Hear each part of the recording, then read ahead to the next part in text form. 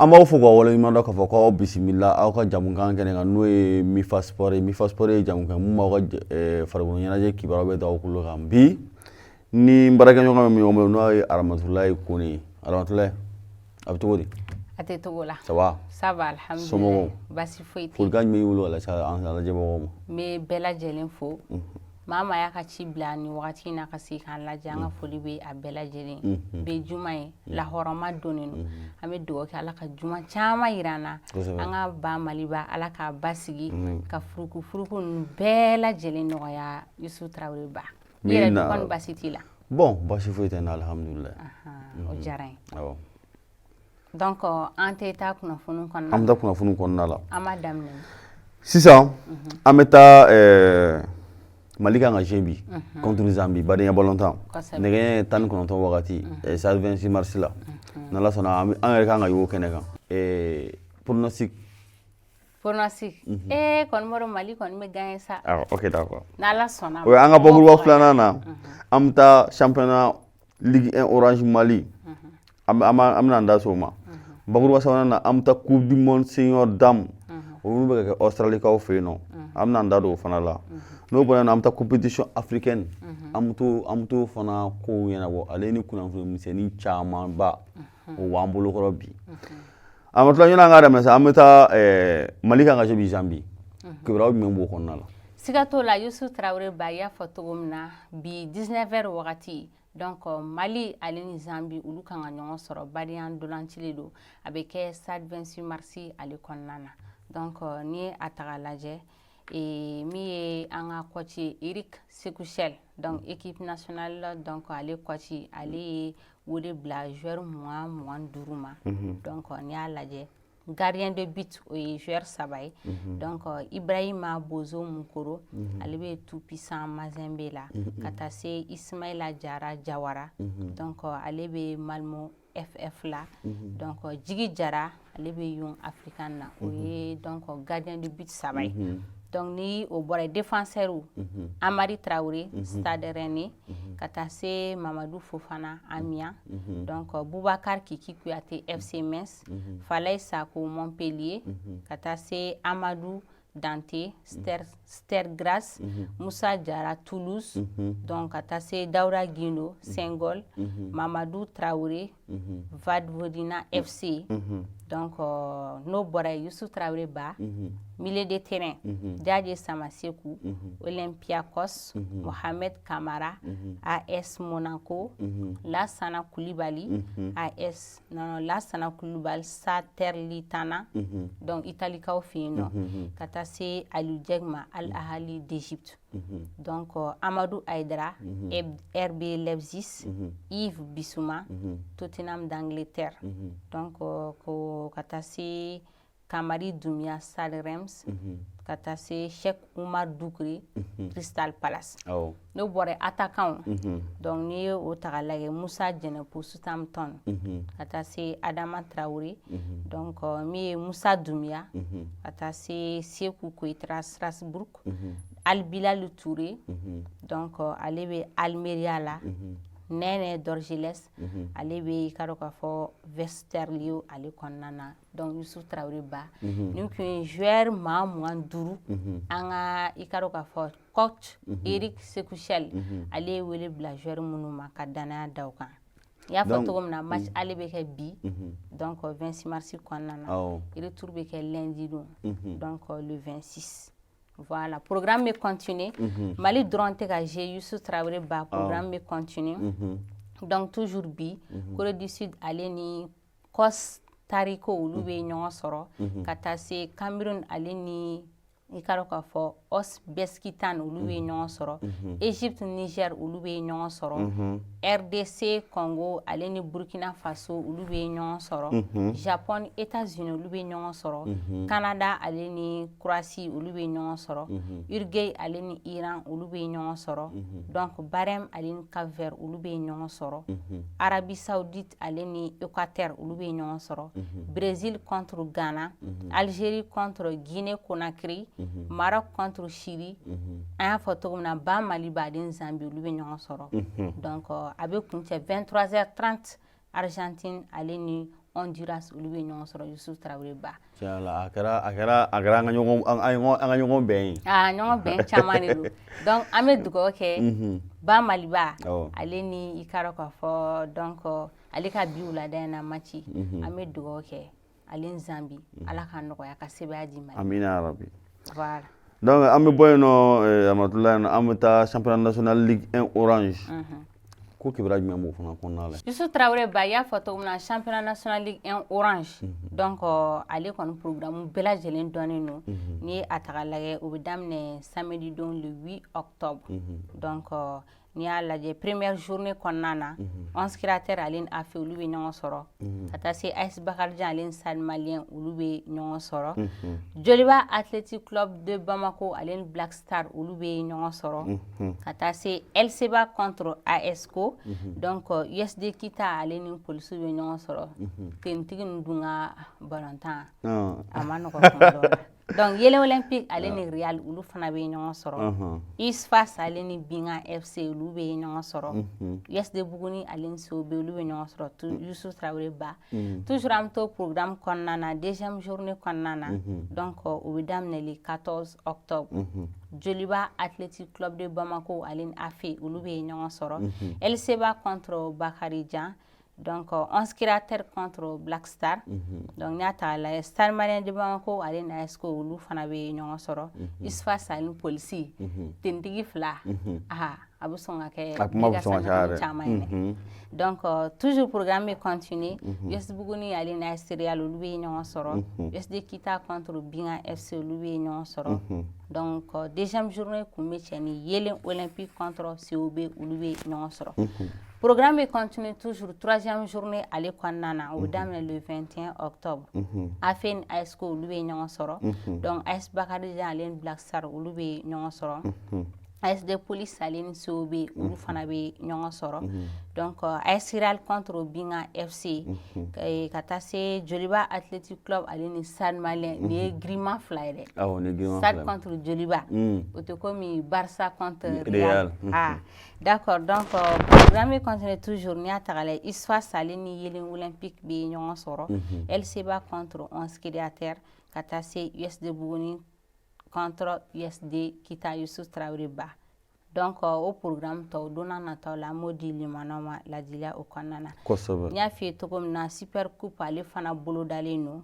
O bɛ kɛ samedi don le 1er octobre. Donc Super Coupe Ben Oumar Sy. N'i ye a ta k'a lajɛ Joliba Athletic Club ale ni AS Real de Bamako olu de bɛna kari ɲɔgɔn na samedi don le 1er octobre Yusuf Traoré ba. Donc o bɛ kɛ championnat yɛrɛ daminɛli. Voilà. Championnat national o bɛ daminɛ le 8. Super Coupe o bɛ daminɛ le 1er. N'u kunnafoni minnu bar'o la an b'o di limanaw ma ladiliya o kɔnɔna na. Kosɛbɛ. Donc Ramatulayi an bɛ bɔ yen nɔ an bɛ taga basket bolo kan. Coupe du monde senior a bɛ ka kɛ Australie. Ko kibaruya jumɛn b'o ko kan yen nɔ? I y'a fɔ cogo min na Coupe du monde senior dame a bɛ ka kɛ Australikaw fɛ yen nɔ. Donc ni a ta k'a lajɛ Mali y'a ka bɔko fɔlɔ kɛ wa Mali y'a ka défaite fɔlɔ kɛ. Voilà, bɔko fɔlɔ ma ɲɛ an bolo. Mali ni Japon de kun karilen bɛ ɲɔgɔn na. Donc a ma ɲɛ premier quart-temps na. Donc Mali bunna Japon ɲɛkɔrɔ 18-21. Deuxième quart-temps 47 29. Troisième quart-temps 66 44. Quatrième quart-temps 89 56. O b'a yira k'a fɔ ko Japon ale ye sebaya sɔrɔ Mali kan. Voilà. Donc Yusuf Traoré ba n y'a ta k'a lajɛ programme ale bɛ continuer. Programme bɛ continuer Mali dɔrɔn tɛ ka jouer. Donc n'i y'a ta k'a lajɛ match minnu tanna n'i y'a ta k'a lajɛ Corée du Sud ale bunna Chine ɲɛkɔrɔ 44-7. Voilà. Ne bɛ se mɔgɔ la. I bɛ se a la dɛ. I bɛ se dan kɛ. Bosnie Herzégovine ale buruna Porto Rico ɲɛkɔrɔ 58-82. États-Unis ale fana ye sebaya sɔrɔ Belgique kan 87-72. Canada ale fana ye sebaya sɔrɔ Serbie kan 67-60. n y'a f'i ye cogo min na Mali buruna Japon ɲɛkɔrɔ 89 56 donc n'i y'a ta k'a lajɛ Australie ale fana buruna France ɲɛkɔrɔ 57 70 Porto Rico ale buruna États-Unis ɲɛkɔrɔ 42 106 Serbie ale ye sebaya sɔrɔ Japon kan 69 40 64 Belgique ale fana ye sebaya sɔrɔ Corée du Sud kan 84 61 Chine ale ye sebaya belebele sɔrɔ Bosnie Herzégovine kan 98 51 Faransi fana sɛbɛkɔrɔ tagamana Canada kan donc safurulaye Faransi ale buruna Canada ɲɛkɔrɔ 45 59 Youssou Traoré Ba donc programme bɛ continuer sini États-Unis ale ni Chine bɛ ɲɔgɔn sɔrɔ 4h30 lajɛli ma nɔgɔ dɛ ne b'a lajɛ e b'a lajɛ d'accord n y'a f'i ye cogo min na États-Unis contre Chine 4h30 o sini Bosnie Herzégovine ale ni Corée du Sud o bɛ kɛ 8h wagati o kɔni lajɛli ka nɔgɔ 8h donc Porto Rico ale ni Belgique bɛ ɲɔgɔn sɔrɔ 10h30 Mali contre France 4h30 voilà 4h30 Mali contre France an n'a marabagaw ayiwa an ka jija an k'u ci kosɛbɛ voilà donc Australie contre Serbie o bɛ kɛ dimanche don 8h Japon contre Canada o fana bɛ kɛ dimanche don 10h30 donc 4e journée kɔnɔna na Belgique ale ni Bosnie Herzégovine bɛ ɲɔgɔn sɔrɔ lundi don o bɛ kɛ 1h30 wagati donc Mali ale ka 4e journée kɔnɔna na Mali ni Serbie de bɛ kari ɲɔgɔn na o bɛ kɛ 3h30 wagati Corée du Sud ale y'a f'i ye ko match ninnu lajɛli ma nɔgɔ minɛ voilà Corée du Sud ale ni États-Unis bɛ ɲɔgɔn sɔrɔ lundi o bɛ kɛ 4h pile France contre Japon 6h pile Chine contre Porto Rico o bɛ kɛ 7h30 o bɛɛ lajɛlen bɛ kɛ lundi don programme bɛ continue toujours lundi kelen na match laban bɛ kɛ 10h30 Canada contre Australie 5e journée ale kɔnɔna na Youssou Traoré Ba o bɛ daminɛ mardi don 3h30 wagati Chine Belgique olu bɛ kari ɲɔgɔn na donc toujours mardi kelen na 4h pile États-Unis ale ni Belgique Bosnie Herzégovine olu bɛ kari ɲɔgɔn na toujours mardi kelen kɔnɔna na 6h pile Mali contre Canada an kɔni an bɛ se ka o lajɛ 6h voilà Serbie ale ni France olu bɛ kari ɲɔgɔn na 7h30 Australie contre Japon 10h30 donc o ye match laban ye donc Youssou Traoré Ba kunnafoni minnu tun bɛ i ka dɔn k'a fɔ Coupe du Monde a bɛ ka kɛ Australie kaw fɛ yen nɔ o de tun ye nin o de tun ye donc o baskettigiw yɛrɛ kunnafoniw kuncɛ an bɛ taa an ka Interligue la monté en première division o résultats bɔra cɛ kunda ni muso kunda donc an bɛ taa muso kunda AS Commune 6 Kurutama ale bolo CFM Kayi 9 points b'olu bolo 9 b'olu bolo an bɛ taa CBD la 8 points b'olu bolo Tata 7 points US Sevare 6 points b'olu bolo US Ɲɔnɔ 5 points b'olu bolo an bɛ taa cɛ kunda ISFAS olu ye kuru 12 sɔrɔ Sigi olu ye kuru 11 sɔrɔ CBD olu ye kuru 9 sɔrɔ USM olu ye kuru 9 olu ye kuru 8 sɔrɔ Debo kuru 8 FC Fale kuru 8 CRBT kuru 7 donc o b'a yira ko CRBT bɛ jɔyɔrɔ laban na awɔ kɛ CRBT bɛ o b'o jɔyɔrɔ laban na ni ne tun bɛ dan sigi an ka baskettigiw kunnafoniyaw la an bɛ bɔ yen na sisan nɔ an bɛ taa an ka kunnafoni compétition africaine an bɛ to compétition africaine na compétition africaine na sisan nɔ an bɛ taa Real de Bamako ale ni AS Douane de Burkina Faso olu ye fu ni fu kɛ u taara Tirobi la Real de Bamako ye 3-1 k'olu la match nata Real de Bamako ni RS of Accra Dakar olu kan ka ɲɔgɔn sɔrɔ le 9 le 10 octobre o tɛ donc n'o bɔra yen an bɛ taa Jeliba la Jeliba ye 5 ni fu kɛ Deportivo Mongomo na Youssou Traoré Ba o ɲɛna kojugu o ye min kɛ malien bɛɛ bɔra kalama u ye nali ɲagami ça fait match yɛrɛ don u ma ye terrain kɔnɔ match don ma ye terrain kɔnɔ match nana reporter sinon joli bisu bɛɛ tun bɛ terrain na ka t'u kɔnɔ ka dɛsɛ Bamakɔ yan awɔ ko voile ko kɛra togo dɔ voile ko kɛra tan a bɛ tan o ma ye match don normalement match yɛrɛ kun kan ka annuler ka forfait k'u kan voilà mais u nana match in reporter joliba y'u ci 5-0 a kɔni diyara ne ye a diyara ne yɛrɛ mɛnɛ hali ni tɛ joli bise ye sa a diyara ne yɛrɛ kosɛbɛ joliba ka kunbɛ nata